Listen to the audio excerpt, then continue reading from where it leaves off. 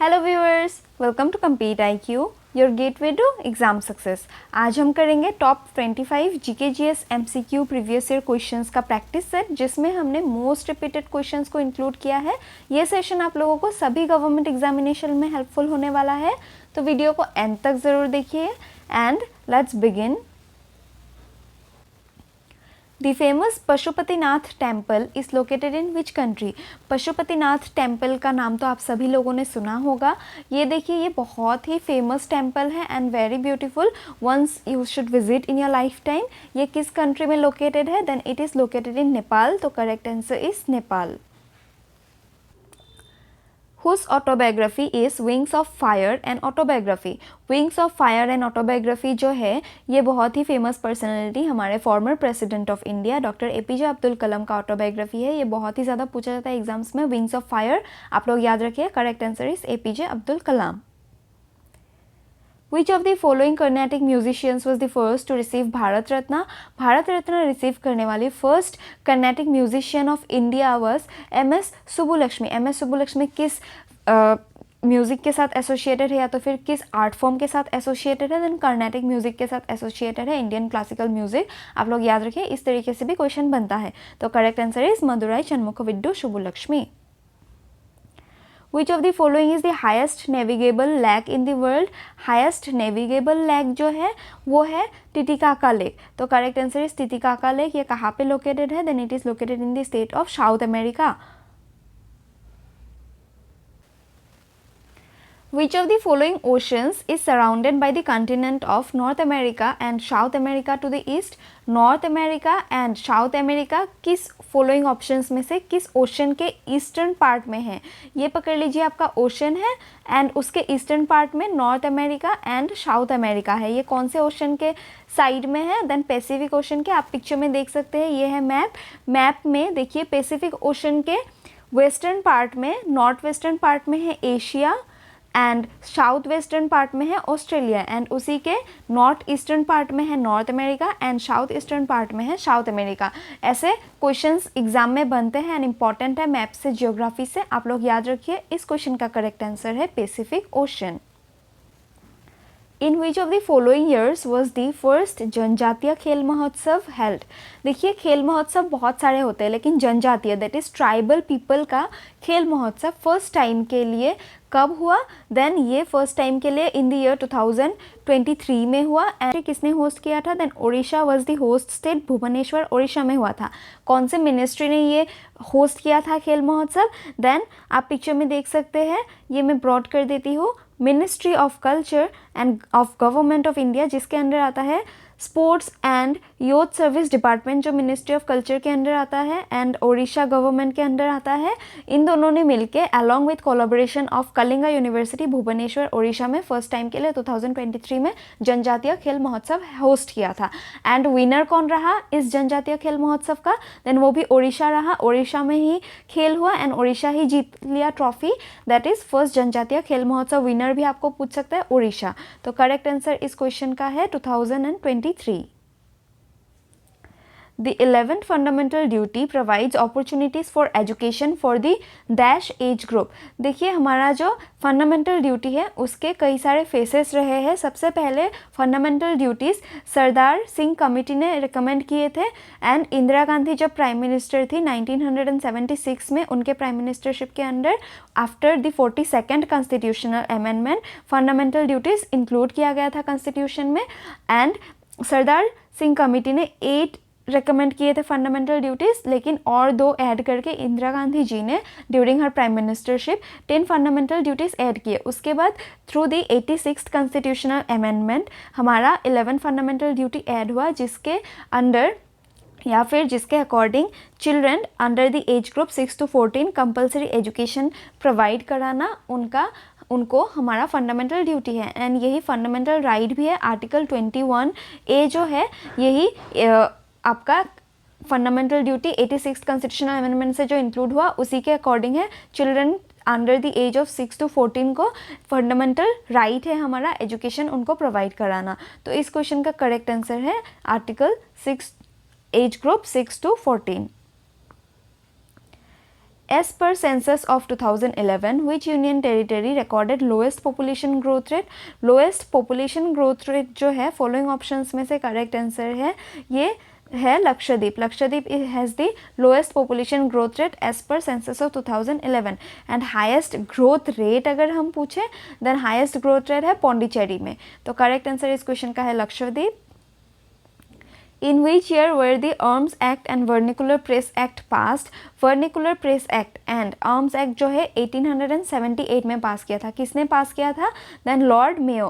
Lord Mayo ने पास किया था and 1882 में इन दोनों एक वर्निकुलर प्रेस एक्ट जिसके अकॉर्डिंग आप लोकल लैंग्वेज में कोई भी पेपर पब्लिश नहीं कर सकते उसको रिपील कर दिया था लॉर्ड रिपन ने. लॉर्ड रिपन को हमारा इंडिया का सेवियर भी माना जाता है. During his time he was the father of local government ऐसा उनको टाइटल दिया गया. इन्होंने रिपील किया था एंड इंट्रोड्यूस किसने किया था? देन लॉर्ड मेयो ने इन द ईयर 1878 एंड इसी ईयर आर्म्स एक्ट भी पास हुआ था, इंडियन आर्म्स एक्ट. तो correct answer is 1878. In which state of India is Kaziranga national park located? Kaziranga national park बहुत ही फेमस जो है वन हॉर्न राइनो के लिए. पूरे वर्ल्ड में वन हॉर्न राइनो कहाँ पे पाया जाता है या तो फिर किस नेशनल पार्क में पाया जाता है? Then it is only found in Assam's Kaziranga national park which is located in the state of India's Assam. तो करेक्ट आंसर इस क्वेश्चन का है Assam. Whose autobiography is as against odd? As against odds जो है ये ऑटोबायोग्राफी आप पिक्चर देख के ही बता सकते हैं सानिया मिर्ज़ा का है. एंड इनसे एक और क्वेश्चन जो है ये किस स्पोर्ट्स के साथ एसोसिएटेड है? देन ये टेनिस के साथ एसोसिएटेड है. तो इस क्वेश्चन का करेक्ट आंसर है Sania Mirza. By what name are the flat membrane enclosed sacs present in Golgi apparatus known? Golgi apparatus में जो फ्लैट मेम्ब्रेन सेक्स है जिनको एनक्लोज कर रखा है उस फ्लैट मेम्ब्रेन को क्या कहा जाता है? Then it is known as sisterny. And एक और क्वेश्चन जो ज़्यादा इंपॉर्टेंट है, गोल्गी apparatus किसने डिस्कवर किया था? देन कैमिलो गोल्गी ने डिस्कवर किया था गोल्गी apparatus. तो इस क्वेश्चन का करेक्ट आंसर है cisternae. Chapcharkut is a festival from the state of. Chapcharkut किस स्टेट में सेलिब्रेट किया जाता है? Then it is celebrate in the north eastern state of Mizoram. Mizoram का बहुत ही इंपॉर्टेंट फेस्टिवल है चपचरकूट. एंड आप लोग नॉर्थ ईस्टर्न स्टेट्स के फेस्टिवल को याद रखिए, बहुत ही ज़्यादा पूछा जाता है. एंड एक और इंपॉर्टेंट फेस्टिवल जो है नॉर्थ ईस्टर्न स्टेट नागालैंड का है वो हर एग्जाम में पूछा जाता है, वो है हॉर्नबिल. हॉर्नबिल किस स्टेट में सेलिब्रेट किया जाता है ये पूछा जाता है. Then it is in the celebrate in the state of Nagaland. दिसंबर के महीने में सेलिब्रेट किया जाता है 1 से लेकर 10 तक हॉर्नबिल बर्ड को सेव करने के लिए, कंजर्वेशन के लिए. ये बहुत इंपॉर्टेंट है, आप लोग याद रखिए. एंड मिजोरम का जो फेस्टिवल है वो है चपचरकूट फेस्टिवल. ये कब सेलिब्रेट किया जाता है? Then it is celebrate in the month of March after the clearing of jungle. देखिए नॉर्थ ईस्टर्न स्टेट्स में हम सबको पता है झूम cultivation that is shifting cultivation follow किया जाता है because of the hilly region. And उसी में जब जंगल्स को क्लियर किया जाता है उसके बाद जो बर्न किया जाता है उसके बाद ये फेस्टिवल चपचरकूट फेस्टिवल सेलिब्रेट किया जाता है इन the month of March in the state of Mizoram.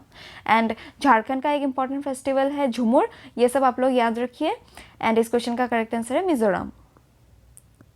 In which of the following state was the 2024 squash championship held? World squash championship जो है ये 2024 में सेलिब्रेट किया गया, हेल्ड किया गया in the state of Cairo of Egypt. Egypt Cairo में ये वर्ल्ड स्क्वैश चैम्पियनशिप हेल्ड हुआ.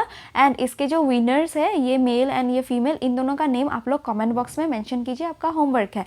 एंड इस क्वेश्चन का करेक्ट आंसर है Cairo Egypt. The Rathwas who dwell in the state of Dash perform the Rathwa dance on the occasion of Holi. Rathwa dance किस state का एक folk dance है? होली के time पे ये फेस्टिवल सेलिब्रेट किया जाता है.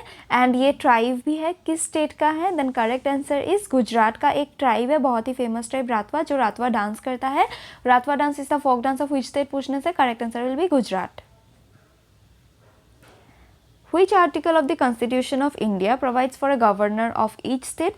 Governor of each state के लिए जो गवर्नर्स के लिए आर्टिकल है वो है article 153. According to article 153 there must be a governor of each state. Governor को कौन इलेक्ट करता है? देन प्रेसिडेंट इलेक्ट करता है. एंड गवर्नर के पास जो प्रेसिडेंट के पास इंडिया के अकॉर्डिंग पावर्स होते हैं वैसे ही स्टेट के टर्म्स में गवर्नर के पास प्रेसिडेंट के इक्वल में पावर होते हैं. एंड हम लोग कुछ रीसेंट अपॉइंटमेंट्स देख लेते हैं गवर्नर्स के जो हाल ही में किया गया है. इन सब से क्वेश्चंस बनने के चांसेस है. ये देखिए करंटली तेलंगाना के गवर्नर कौन है? देन जिष्णुदेव वर्मा. सिक्किम के गवर्नर ओपी माथुर. मेघालय के governor CH Vijay Shankar. Assam as well as Manipur के गवर्नर जो है, दोनों के गवर्नर लक्ष्मण प्रसाद आचार्य, एंड उसी के साथ साथ महाराष्ट्र के गवर्नर जो है नए इलेक्ट हुए हैं CP राधाकृष्णन, एंड जो झारखंड के गवर्नर है उनका नेम है Santosh Gangwar. Ramen Deka is the governor of Chhattisgarh, and Haribabu Krishna Rao Bagde जो है राजस्थान के न्यूली गवर्नर अपॉइंट हुए हैं। बाकी सभी स्टेट्स का गवर्नर आप जिस भी स्टेट से बिलोंग करते हैं मेंशन कीजिए, कमेंट बॉक्स में आपका होमवर्क है, एंड ये रिसेंट अपॉइंटमेंट्स है तो इनको आप लोग ज़रूर से ज़रूर याद रखिए। इस क्वेश्चन का करेक्ट आंसर है article 153। Who was the first women president of Indian national Congress? देखिए फर्स्ट वुमेन प्रेसिडेंट पूछा गया है। ये first women president then she was Annie Besant. Annie Besant was the first women president of Indian national Congress, she is Annie Besant. But अगर वहीं पे first Indian women president पूछे then she will be Sarojini Naidu. First Indian women president of Indian national Congress then Sarojini Naidu, and first women president of Indian national Congress then Annie Besant. तो correct answer is Annie Besant. Which of the following methods is used to calculate national income by summing up total spending on final goods and services in an economy? देखिए total spending को हम लोग क्या बोलते हैं? spending का मतलब होता है expenditure। तो expenditure method है जिसमें total spending का सम करने के बाद हम लोग नेशनल इनकम कैलकुलेट करते हैं। तो correct answer is expenditure method, and expenditure method को कैलकुलेट करने का जो फॉर्मूला है वो है C+I+G+X - M, जिसमें C का मतलब है जो हम लोग कंज्यूम करने के लिए खर्चा करते हैं, I का मतलब है ग्रॉस डोमेस्टिक इन्वेस्टमेंट, जो ग्रॉस डोमेस्टिक इन्वेस्टमेंट है वो होता है I, G मतलब गवर्नमेंट एक्सपेंडिचर, X का मतलब होता है एक्सपोर्ट, एंड M का मतलब होता है इंपोर्ट। यह है फॉर्मूला, आप लोग याद रखें। नेशनल इनकम का फॉर्मूला देके भी आपको पूछ सकता है ये फॉर्मूला किसका है, GDP का है, नेशनल इनकम का है, नेट नेशनल प्रोडक्ट का है, या किसका है? Then correct answer will be national income.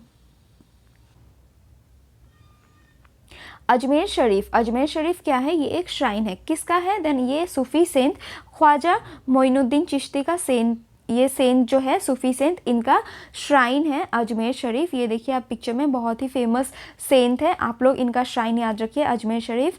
तो correct answer is Khwaja Moinuddin Chishti. With this we conclude our session here. Hope आप लोगों को वीडियो पसंद आया होगा, एंड कोई भी इंप्रूवमेंट चाहिए then please do comment, and अगर वीडियो आप लोग को अच्छा लगा हो देन लाइक करें, कमेंट करें, शेयर करें, एंड इस चैनल को सब्सक्राइब कर लें, एंड थैंक यू।